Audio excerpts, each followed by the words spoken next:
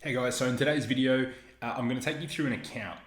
In this account, I really don't touch it very often. Kind of like anywhere from every 4 months to sometimes even longer. And my whole point of this video is to show you that actually sometimes the less changes you make, the better. Now, the one caveat I would say to this would be that you actually need to set things up correctly from the start. And then you need to, one, have enough budget there so that Google can collect enough data to then go off. You will occasionally need to optimize it, but what I mean to say is that you actually don't always need to be going in there. It just depends on the goals of the person, of the client, or of yourself, and what you want to do with that account. Not everyone is hell-bent on scaling. Some people just want to continuously improve return on ad spend, or they want to have kind of like a minimal kind of contact. Now, this is actually a personal friend, but also a client who has a business. Now, they still pay me to come in and quarterly, every 3 months, sometimes even further out, to come in and just review their accounts. So it's a little bit of, I guess, I do a deep dive into their business. I'll often jump into Google Analytics, but I just wanted to show you kind of the account performance, what I do and what I would look at, and then just to kind of challenge you on your beliefs that you always need to be making changes in an account. It's simply not the case. And I can also quickly show you, and I've passed this on to the client as well, that you can quite quickly improve or scale this business if you wanted to. Now, these guys, they run a wholesale business. This online stuff, online sales, is one, well, not new to them, but it's just not a priority. They make a lot more money going direct to businesses and wholesalers because instead of just buying 1 unit, 2 units, they can get an order for 100, 200, 1,000 units.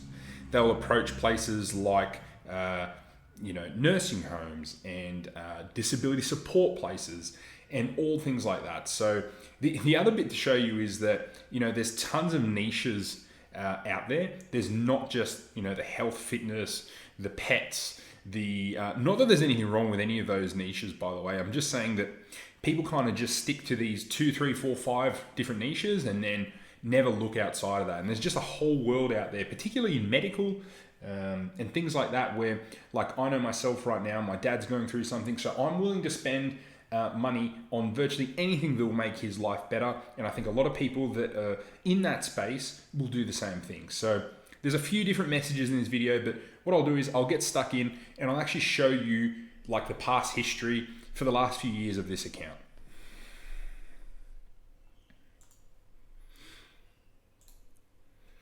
So once this finishes loading, Alex, if you could do it from here, I'll adjust this actually. One moment.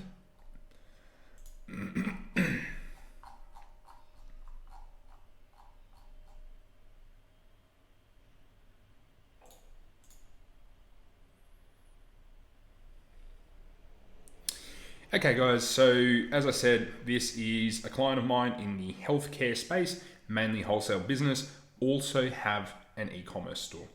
And as you can see, their history is relatively long. What I will do is I'll uncheck some of these though, and I'll show you that they've virtually been spending a very, very similar amount quarter on quarter. It has crept up in kind of the last year or two, a little bit. But if we go way back to 2020 when they first started, they kind of got onto online sales with COVID because, like a lot of businesses, they didn't want to be stuck not being able to have any sales, right? So the first thing you'll notice is, right up to here, spend was exceeding sales for quite some time, right? Quite some time because we had absolutely no data. We couldn't get shopping ads up either. It was just text-based search ads. And towards the second, third quarter, probably the third quarter now that I'm thinking, we managed to get shopping up, and that's when it kind of changed. So for those of you that go to me, can I just do search? Yes, you can. It's often a costly exercise, but what this doesn't show you is we're actually getting leads as well here. And so a lot of the sales aren't actually recorded here because it is a high involvement product. So as you can see here, third quarter, real game changer, where we went from, just losing money, getting a very low return on ad spend. What was our ROAS here? 0.78, 1.47. And then this is where it took off. So we got 2.9, then we're up to 7.94, 5.3, 7.72. And so we're in the sevens now. And I'll tell you right now, the actual changes made in this account only happened on an absolute max of quarterly or biannually basis, right? Now, could it have been improved? Yes, definitely. With more intervention, it could have been. But what I'm telling you is you actually often don't need to keep playing and playing and playing with an account. It's possible to still do well and bring down your cost per conversion, right? So here, it's really come down, particularly in the second quarter of 2022. And if I jump into the account performance, guys, all of these are limited by budget. So for those of you that are saying, just scale this thing, these guys don't want it. They want to spend $100 a day. Maybe I'll get them to 150, 200. They're happy with that. That's all they want. Some clients, that's absolutely all they want. So again, you don't need to make a huge amount of changes all the time to do quite well. And in this particular campaign, as you can see, the ROAS on this is lower, but if we go to a more recent period, so let's just go the last 30 days, it's actually this campaign that's done better. And the shopping campaign, which is on enhanced CPC, optimizing conversion value, getting a 5.41x. The search campaign, which is split into multiple ad groups for different search terms, and then we just have an ad that's tailored. So for personal alarm, the actual ad, it's kind of like a SCAG ad group, but it's kind of not at the same time. There are negative keywords that get added here. So I use filters to assess the campaign performance, but all I've done kind of on a quarterly biannual basis is review the search terms, review the auction insights here to make sure that, who are our competitors. So I'll also do a bit of a competitor review, and just to give an update of, look guys, there's actually a lot of impression share in this space. If you want to spend more, there is a big market there. So you can use these tools to show clients, to have a look for yourself and see who are my competitors. You can then start deep diving into them. Like you can go, who are these guys? I want to have a look. What are they doing? What's their marketing like? And you can look at their shopping ads and listings. So I'll also look at their listings, live personal alarms. And this should bring up their shopping listings here. And here we go. And this is where I can look at my own listings and go, can I improve my images? Can I improve my titles, my descriptions? Are there any things here that they're doing that I'm not? And this is just a nice little starting point, guys. Often just work your way from top to left here, review everything, review the keywords. Are there any particular keywords that are chewing up all the cost, but not bringing in sales, right? In maybe this exact match, which isn't getting any spend at all, maybe I can come in here and actually split that out on its own. But the broad match keyword, which is another little lesson here, is broad match can actually do quite well. Sorry, Alex. So from here, guys, you can actually, go down. Are there any new audiences you want to test out? And you can then have a look and add some audiences. Go down to devices. Do I want to make any bid adjustments for devices? So we have a 15% increase here that I actually recently put. I might actually bump that up to 20%, bid more aggressively on computers because this is an older market. The other thing you'll notice is that these guys aren't open on the weekends, so they do not want calls on the weekends. And even though they run an online business on this search campaign, they will get a lot of phone calls from these. So that's the tricky part. And as I said, the actual ROAS on this campaign is much better because of that. So just one thing to consider is, especially when you have a business that is high involvement, try and get leads as well sometimes, or at least track for them if possible, if they've got a CRM, because they're quite valuable. And you might find that the ROAS in here, they might go, oh, it's terrible, but they might actually still be making a lot of money on that back end through phone calls. So again, on the campaign, you can then also look at things like locations. You can look at which locations are giving you the best ROI. So first go down into region, and in Australia, it's at the state level. And then just have a look. Okay, in the last 30 days, I used to have Queensland here bidding more aggressively. Maybe I'll drop that bid back. Maybe I need to bid more aggressively on Victoria here, because Victoria has a lower cost per conversion. Queensland has crept up. maybe I'll drop Queensland's and increase Victoria's. So I'll go into locations, just go back.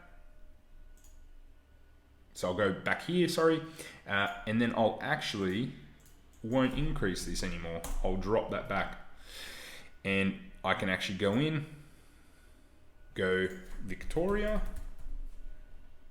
target, click save. And what I'll do is for Victoria, I'll increase. I don't want to go too aggressive. Maybe I was too aggressive last time with going with 15%. I'll just go 10% and bid a bit more on Victoria. Again, keep moving down. Have a look at the hours. Also, these ads aren't running on weekends. So I only have them running from 8:30 till 9 because that's the only time these guys want sales. And if I have a look here, I actually have scope here to go, I make no sales on a Friday. Let's stretch this out. This is very impromptu, guys. Like, this is just the sort of stuff I'll look at top level. I have templates. I will take you through a template in a later video, especially for course members. I will take you into that in much more detail on our next call, which will be coming soon. So here, I'm going to decrease Friday's bids by 25% because we don't make any sales on that day. Why am I going to... my cost per conversion is much higher. I don't want to bid on those days. I'm not making much money, so I will drop that back, and hopefully my overall cost per conversion will come down. It's often good to either leave notes about what you're doing or keep a little folder with notes on a Google Drive or in Trello and just note down, okay, for this client, we did this, and then come back and test that hypothesis.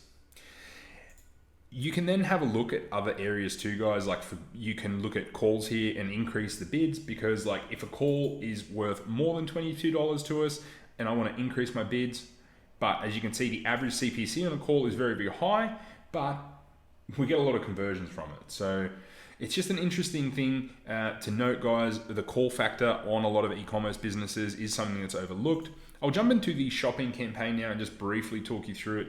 Initially in this campaign, we had a lot of products. Now we just have a smartwatch in there. One thing I am noting here is the impression share is very strong, and the click share, we've got 63% impression share and 43% click share.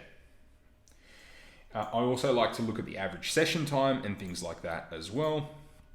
Let's delve deeper. So as I said, product groups is just this one item here.